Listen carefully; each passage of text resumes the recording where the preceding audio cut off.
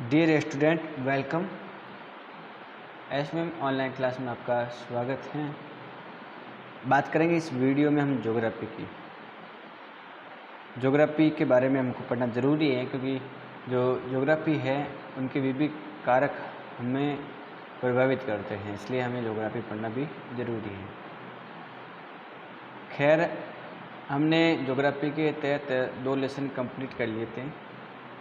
आज इस वीडियो में नए लेसन की शुरुआत करेंगे। आज लेसन संख्या 3 शुरू करते हैं। हम पाठ 3 पढ़ेंगे और उसका नाम है जनसंख्या। जनसंख्या के अंतर्गत हम जनसंख्या का वितरण पढ़ेंगे, हम जनसंख्या का घनत्व पढ़ेंगे और जनसंख्या वृद्धि दर या वृद्धि के बारे में पढ़ेंगे। मतलब ये हुआ कि हम जनसंख्या के अंदर पॉपुलेशन पढ़ेंगे, हम इस पॉपुलेशन के अंदर डिस्ट्रीब्यूशन पढ़ेंगे,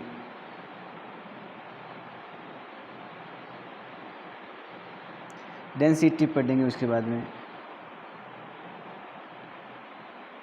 और ग्रोथ पढ़ेंगे।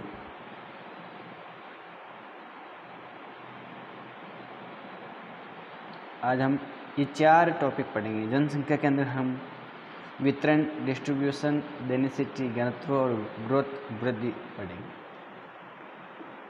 समझना है कि जनसंख्या अलग अलग स्थानों पर अलग अलग क्यों है। एक बात तो आपको सीधी सी पता होगी कि सभी स्थानों पर जनसंख्या समान रूप से नहीं है। समान है क्या? बिल्कुल नहीं है।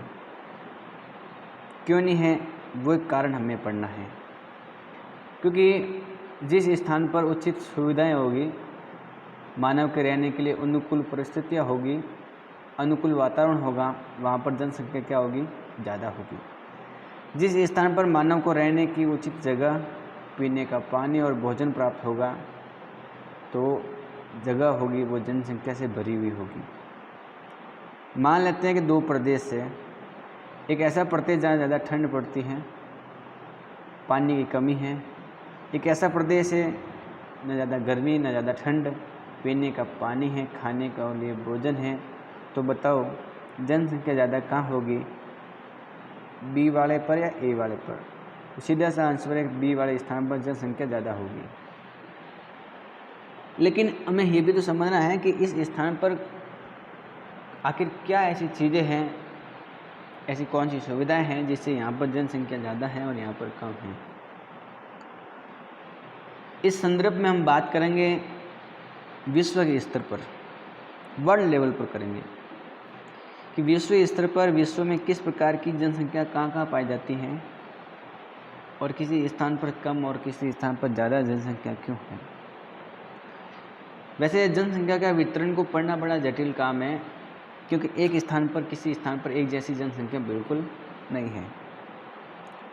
अलग अलग भूभाग पर, अलग अलग क्षेत्रीय इकाइयों पर देखें तो राजनीतिक हो या प्रशासनिक, उन सभी कारणों से जनसंख्या हमें नज़र आती है और उसी वजह से ये जो क्षेत्र हैं, इकाइयाँ प्रशासनिक या राजनीतिक, वो बढ़ती रहती हैं। और दरअसल हम जनसंख्या मानव भूगोल में पढ़ते हैं, ह्यूमन ज्योग्राफी में पढ़ते हैं, ये सभी जानते हैं। क्योंकि ह्यूमन ज्योग्राफी का मतलब ये हुआ कि ह्यूमन के बारे में पढ़ना, मानव के बारे में पढ़ना, और मानव के द्वारा जो क्रिया है, परिस्थिति या पर्यावरण पर किस प्रकार का प्रभाव पड़ता है, उसके बीच की क्रियाओं को पढ़ना है। अब मानव भूगोल में जो मुख्य बीच में होगा, जिस बिंदु को लेकर हम इर्द गिर्द पढ़ते हैं, वो मानव होगा, ह्यूमन होगा। तो ह्यूमन के बारे में पढ़ना जरूरी है, मानव के बारे में पढ़ना जरूरी है कि मानव किस स्थान पर कितने मानव रह रहे हैं, उनकी जनसंख्या क्या है, क्या अनुकूल परिस्थितियाँ हैं, इस कारण मानव आगे बढ़ रहा है, उसकी संख्या बढ़ रही है। ये हमें समझना जरूरी है। और जब हम इस प्रकार की चीज़ों को समझेंगे तो हमें आर्थिक विकास के दौर को समझ में आएगा। जैसे मान लो यहाँ मानव ज़्यादा है और यहाँ पर कम है, यहाँ जनसंख्या ज़्यादा है, यहाँ पर कम है, तो किस क्षेत्र का विकास ज़्यादा होगा, यहाँ का या यहाँ का? यहाँ का होगा, क्योंकि जनसंख्या ज़्यादा है, कार्य करने की क्षमताएँ यहाँ लोगों के पास में बढ़िया है। इसलिए यहाँ पर औद्योगिक विकास होगा, लोग आराम से रहेंगे और प्राकृतिक संसाधनों की तो कमी होगी, लेकिन भौतिक संसाधन यहाँ पर बढ़ेंगे क्योंकि यहाँ मानव ज़्यादा है। लेकिन दूसरे स्थान पर देखें तो मानव की कमी है, वहाँ पर प्राकृतिक संसाधनों की तो बिल्कुल भरपूरता है, लेकिन मानव संसाधनों की कमी है। और मानव संसाधन जहाँ कमी है वहाँ आर्थिक विकास और औद्योगिक या इसके अलावा दूसरी जो औद्योगिक इकाइयाँ हैं वो विकसित नहीं हो पाएगी। तो ये भी आपको समझना है। लेकिन सबसे पहले हम मानव के बारे में पढ़ेंगे कि मानव किस रूप से संसाधन के रूप में इस संसार में उभर कर आता है। तो अब हमारी जो हेडिंग होगी वो होगी मानव एक संसाधन के रूप में।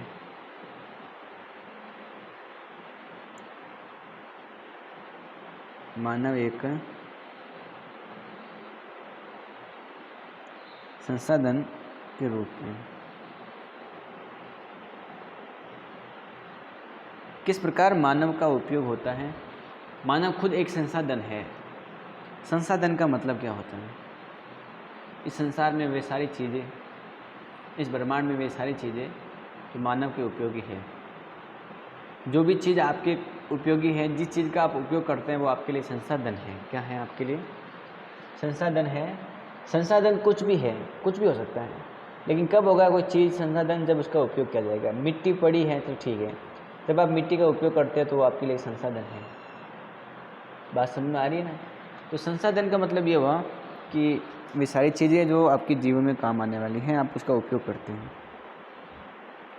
मानव एक खुद संसाधन के रूप में है। मानव का भी प्रयोग होता है और मानव किस प्रकार से अपना खुद का प्रयोग करके वो पशुपालन करता हो या खेती करता हो या उद्योग या और भी आर्थिक क्रियाएं करता हो, मानव के द्वारा होती है। ये ध्यान रखना आपको। मानव क्या करता है? अपने आसपास में जो प्राकृतिक और सांस्कृतिक वातावरण है उसका प्रयोग करता है। मानव ही प्राकृतिक और सांस्कृतिक वातावरण का उपयोग करता है, ये ध्यान रखना है आपको। ठीक है। और उससे प्रभावित रहता है मानव इस प्राकृतिक और सांस्कृतिक वातावरण से, और वही उस मानव को परिवर्तन करता है। ये प्राकृतिक संसाधन और प्राकृतिक संसाधनों का हो या प्राकृतिक रूप का हो, उसका सीधा मानव पर प्रभाव पड़ता है। क्योंकि प्राकृतिक रूप में पाई जाने वाली अनेक चीज़ें ऐसी हैं जो मानव उसका उपयोग करता है।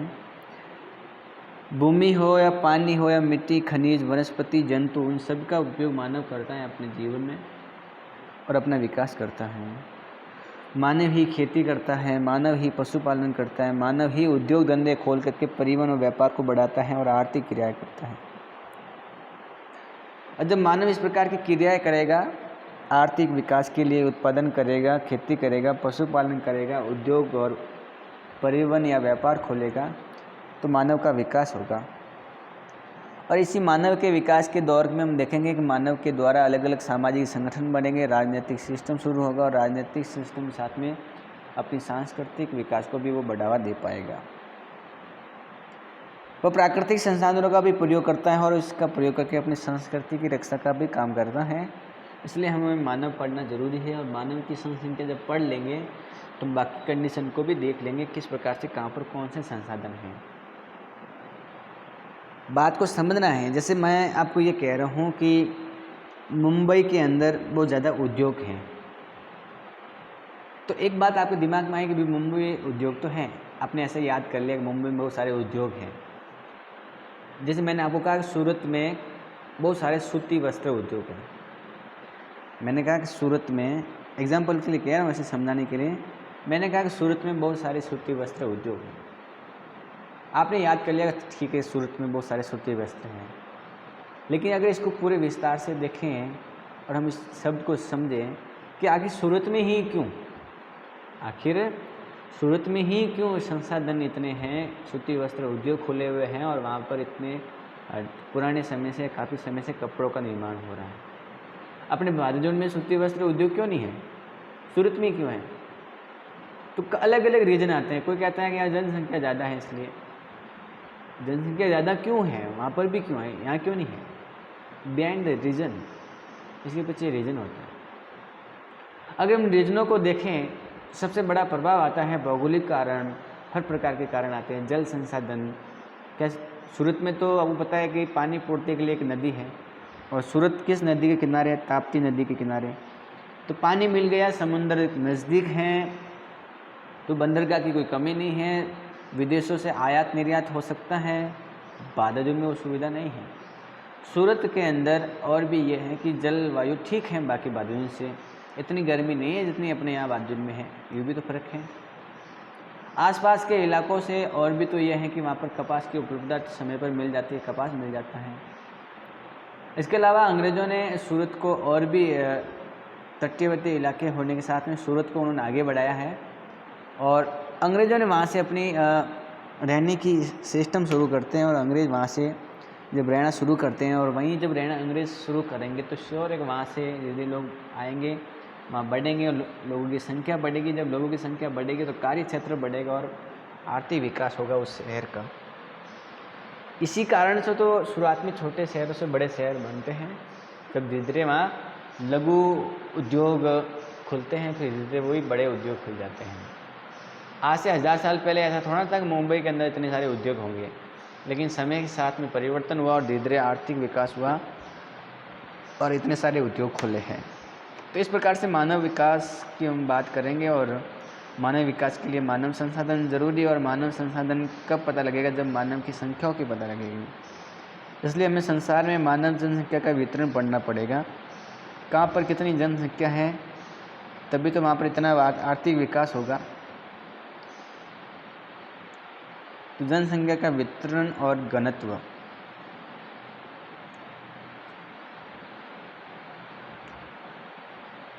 तो distribution and density of population, ये हम पढ़ेंगे, ठीक है। सबसे बड़ी बात है कि जनसंख्या हो या घनत्व, दोनों में अंतर है, दोनों में भिन्नताएं पाई गई हैं, दोनों की अलग अलग संकल्पना है, अलग अलग बातें हैं। जनसंख्या की बात करते हैं। जनसंख्या क्या होती है? जनसंख्या का मतलब वहाँ के किसी स्थान पर मानवों की क्या स्थिति है, वहाँ लोग कितने लोग रह रहे हैं, किस ढंग से। किसी स्थान पर एक समय में इतने मानव थे और कुछ समय बाद मानवों की संख्या में ज़्यादा वृद्धि हो जाती है, तो जनसंख्या वृद्धि होती है वो तो। लेकिन किसी क्षेत्र विशेष पर जो लोगों की संख्या है मानवों की, वो आपकी जनसंख्या है। तो जनसंख्या का मतलब वहाँ किसी प्रदेश में रहने वाले लोगों की संख्या, किसी प्रदेश में रहने वाले लोगों की संख्या होती है, वो क्या होती है? जनसंख्या। लेकिन संसार में अलग अलग स्थानों पर अलग अलग लोग हैं, तो वो उनका वितरण होगा। किस स्थान पर ज़्यादा लोग रह रहे हैं, किस स्थान पर कम रह रहे हैं। एक ऐसी जगह है जहाँ पर खूब सारे लोग रह रहे हैं, ज़मीन कम है, ज़्यादा लोग हैं। जहाँ पर ज़मीन ज़्यादा है, लोग कम हैं, तो दोनों में अंतर है, वो उनका घनत्व हो जाएगा। वो उसके आकार पर निर्भर करेगा, उस क्षेत्र के अनुपातिक या उस समय से जुड़ी हुई जो चीज़ें हैं बाकी, उनका भी प्रभाव पड़ेगा। जैसे मान लो एक ज़मीन तो यहाँ है जो 100 वर्ग किलोमीटर है, दूसरी ये जो 100 वर्ग किलोमीटर है ये मान लो राजस्थान में है, और एक दिल्ली में 100 वर्ग किलोमीटर है, दिल्ली के अंदर। अब बताओ कि यहाँ 100 वर्ग किलोमीटर में ज़्यादा लोग हैं, यहाँ इस राजस्थान के 100 वर्ग किलोमीटर में ज़्यादा लोग हैं। तो सिंपल सी बात है, दिल्ली में जो 100 वर्ग किलोमीटर है दिल्ली शहर का, उसमें ज़्यादा लोग हैं, जबकि राजस्थान के पाली, जालौर या किसी भी ज़िले के 100 वर्ग ले तो उसमें जनसंख्या क्या है? कम है। क्यों की बात करें तो वो अलग अलग रीज़न है, लेकिन दोनों में जो अंतर दिखाई दे रहा है कि ज़मीन उतनी है लेकिन संख्या क्या है? ज़्यादा। उनका घनत्व क्या है? इसका घनत्व ज़्यादा है और इसका घनत्व क्या है? कम है, ठीक है। तो इन्हीं को हमको पढ़ना है कि आखिर किस प्रकार से जनसंख्या का वितरण अलग अलग है और किस प्रकार से नहीं है। अगर जनसंख्या के वितरण की बात करें तो उसका मतलब ये हुआ कि जो जन समूह है, उन जन समूह के जो स्थानिक वितरण से है कि लोगों का जो समूह है वो किस स्थान पर कितना वितरण है उनका। अगर इस पक्ष में बात करें तो इस पक्ष में मनुष्य के धरातल पर जो स्थिति है उसका हमको पता लगेगा। इस धरातल पर मनुष्य की स्थिति का पता लगेगा जनसंख्या के वितरण से। जब हम जनसंख्या वितरण पढ़ लेंगे तो अपन को ये समझ में आ जाएगा कि संसार में मनुष्य कहाँ पर ज़्यादा है, कहाँ पर कम है। मनुष्य के वितरण के बारे में हमको पता लगेगा, इस लोगों के समूह के बारे में पता लगेगा कहाँ पर ज़्यादा लोगों का समूह है, कहाँ पर कम है। ये तो है जनसंख्या वितरण। लेकिन मैं जनसंख्या घनत्व का बात करता हूँ। अगर घनत्व की बात करें, घनत्व का मतलब ये हुआ कि जनसंख्या कितनी है उस स्थान पर और धरातल कितना है। तो धरातल और जनसंख्या का जो अनुपात है वो ही आपका जनसंख्या घनत्व है। अनुपात में देखना जरूरी है कि जमीन कम है, जनसंख्या क्या है, ज़्यादा है। जनसंख्या ज़्यादा है, ज़मीन कम है, ज़मीन ज़्यादा है, जनसंख्या कम है। अगर अनुपात देखें इन दोनों के बीच में, तो एक स्थान तो ऐसा होगा जहाँ ज़मीन तो ज़्यादा है, लोग कम हैं, मरुस्थल जैसे। ऐसा स्थान जहाँ ज़मीन तो खूब सारी लंबी चौड़ी पड़ी है, आदमी क्या है, कम। तो वो स्थान एक ऐसा जगह है जहाँ पर ज़मीन तो कम है, आदमी ज़्यादा है। दोनों में अंतर है, ज़मीन तो लगभग मान लो बराबर है, लेकिन आदमी कम ज़्यादा क्यों है? बिहाइंड द रीजन, इसके पीछे भी कारण है। मरुस्थल है तो लोग कम हैं, श्योर है। उसकी वजह आप अच्छी तरह से समझ सकते हो और अनुमान लगा सकते हो कि मरुस्थल में लोग कम क्यों हैं, और किसी स्थान पर जहाँ खूब बारिश है, सिंचाई की सुविधा है, वहाँ लोग ज़्यादा क्यों हैं। तो ये भी बात आप अच्छी तरह से समझ सकते हो। ये जो जनसंख्या का जमाव है वो संसार में अलग अलग है और उसका जो मापन है वो घनत्व करता है। तो जनसंख्या के जमाव की बात करें तो उसका जो मापन करने का काम घनत्व का है। और इसमें क्या होता है, प्रति वर्ग किलोमीटर में या प्रति इकाई क्षेत्र में जो लोगों की संख्या होती है वो घनत्व में हम पढ़ते हैं कि एक इकाई में कितने लोग रह रहे हैं, दूसरी इकाई में लोग कितने रह रहे हैं। तो प्रति इकाई क्षेत्र में रहने वाले लोगों की जो संख्या होती है वो घनत्व को बताती है कि इस वर्ग में इतने किलोमीटर में इतने लोग रह रहे हैं और इस वर्ग किलोमीटर में इतने लोग इतने रह रहे हैं। अनुमान लगा सकते हो कि मान लो जहाँ पर पहाड़ ज़्यादा हैं वहाँ पर लोग ज़्यादा होंगे, या जहाँ पर समतल है वहाँ पर ज़्यादा होंगे।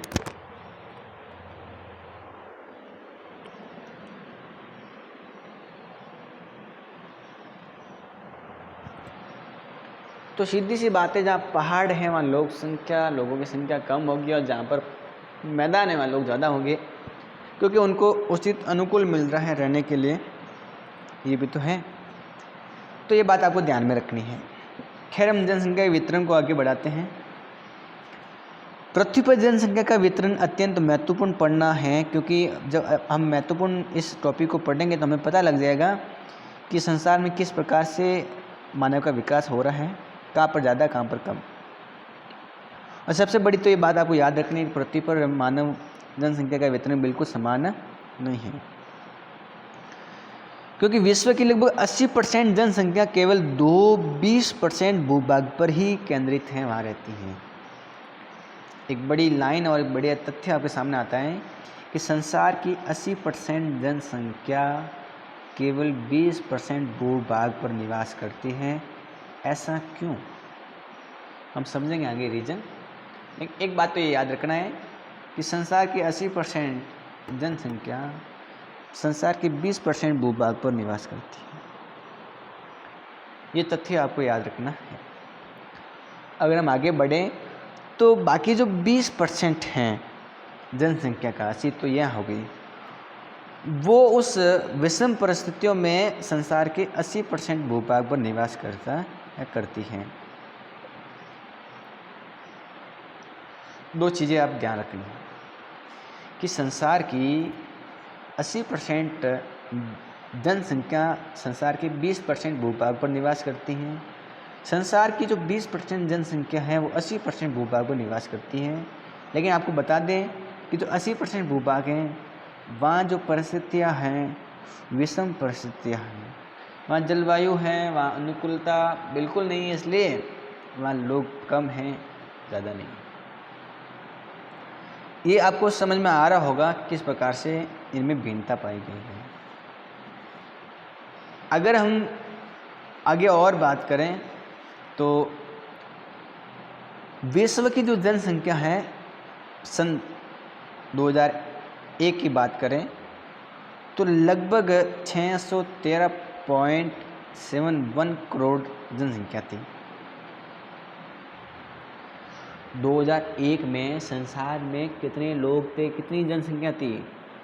तो 613.71 करोड़ लोग थे। लेकिन समय के साथ में वृद्धि हुई और परिवर्तन हुआ, जनसंख्या वृद्धि हुई और उसी वृद्धि को हम 2013 के आंकड़ों से देखें संसार के, तो आपको आश्चर्यचकित होगा कि अब ये जनसंख्या बढ़कर 714 करोड़ हो गई है। कितनी हो गई है? 714 करोड़ हो गई है। इन 12 सालों में कितनी जनसंख्या बढ़ी है? अनुमान लगाओ, एक अगर तुलना करो दोनों के बीच में तो लगभग 100, कितने करोड़? 100 करोड़ बढ़ गए हैं।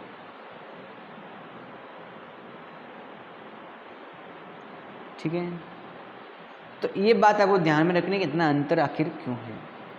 इस जनसंख्या की बात करें तो ये पृथ्वी के लगभग 13.6 करोड़ वर्ग किलोमीटर के क्षेत्र में फैली हुई है। ये बात आपको ध्यान में रखनी है। तो ये तो जनसंख्या का वितरण की बात कर ली हमने कि कहाँ पर कितनी जनसंख्या है, ये आपको ध्यान रखना है। अगर हम आगे देखें तो हमें पता है कि संसार में अलग अलग स्थानों पर अलग अलग जनसंख्या है। अगर हम उस वितरण के प्रतिरूप को देखें, प्रतिरूप को कि उनका वितरण कहाँ पर कितना है, तो वो समझना हमें ज़रूरी है। उसकी हम बात करते हैं। तो अब पढ़ेंगे हम विश्व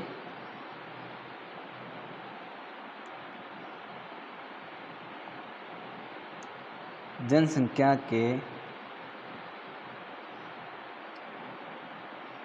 वितरण का प्रतिरूप। विश्व जनसंख्या के वितरण का प्रतिरूप, लेकिन वो भी कौन सा? असमान वितरण का। एक एक पॉइंट इसके बारे में याद करेंगे। 7 पॉइंट आपको इसमें याद करने हैं। हम अलग अलग स्थानों के जनसंख्या के वितरण को पढ़ रहे हैं, कहाँ पर कितनी जनसंख्या है। पृथ्वी के 2/3 हम जनसंख्या की बात करें तो वो 14% भाग पर निवास करती है। कितने भाग पर? 14% भाग पर निवास करती हैं संसार की 2/3 जनसंख्या। पृथ्वी की 2/3 जनसंख्या 14% भूभाग पर निवास करती है। और ऐसा एक और अनुमान लगाया जाता है कि विश्व के लगभग 57% जनसंख्या इसके स्थानीय क्षेत्रों के 5% भाग पर निवास करती है। मतलब ये हुआ, इसी की बात कर रहे हैं हम कि विश्व की जो 57% जनसंख्या है वो स्थानीय क्षेत्र के, अगर स्थानीय क्षेत्रों की बात करें तो वो 5% है। कितना प्रतिशत है? 5%। इस बात को ऐसे समझो आप, जैसे मान लो ये क्षेत्र है। मैंने कहा कि इस क्षेत्र में विश्व का 57% जनसंख्या निवास करती है। ये क्षेत्र तो बड़ा है, लेकिन इसमें मैंने ये भी तो कह दिया, पहले तो मैंने ये कहा कि इस क्षेत्र में विश्व के 2/3 जनसंख्या निवास करती है। कितनी? 2/3। लेकिन इस 2/3 का भी अगर हम देखें और विश्व के 57% की बात करें तो वो इस क्षेत्र के 5% भूभाग पर निवास करती है। कितने? 5% भूभाग पर। तो मतलब जो बड़े बड़े स्थानीय क्षेत्र हैं वहाँ केवल 5% भूभाग पर 57% जनसंख्या निवास करती है। ये ध्यान रखना आपको। तो पहला पॉइंट समझ में आया आपको कि संसार की 2/3 जनसंख्या संसार के 14% भूभाग पर निवास करती है। संसार की आधे से ज़्यादा 57% जनसंख्या उन स्थानीय क्षेत्रों पे, छोटे छोटे इलाकों की बात करें, नगरों की बात करें तो वो 5% क्षेत्रों पर निवास करती हैं, ये ध्यान रखना है आपको। मतलब 57% जो जनसंख्या है वो छोटे छोटे शहर हैं, उन शहरों की अगर हम पूरे प्रतिशत को जोड़े तो 5% होता है। कितना परसेंट होता है? 5% होता है। तो ये इस प्रकार से जनसंख्या का असमान वितरण हमें दिखाई देता है संसार के अंदर, ये बात आपको ध्यान में रखनी है। तो आज के लिए इस वीडियो में इतना ही, बाकी बात करेंगे हम अगले वीडियो में। आशा करता हूँ वीडियो समझ में आया होगा आपको। घर पर रहिए, सुरक्षित रहिए, मस्त रहिए। इस वीडियो को 1-2 बार तो ज़रूर देखना है। किताब है तो किताब से भी घर पर आपको पढ़ना है, ताकि आपको समझ में आ जाए कि किस प्रकार की विशेषता इसमें दिखाई गई है। आराम से आप इसको याद कर सकते हो। इसके अलावा वीडियो को लाइक करें, चैनल को सब्सक्राइब करें और शेयर करें। और घर पर रहिए, सुरक्षित रहिए, मस्त रहिए और पढ़ाई करते रहिए।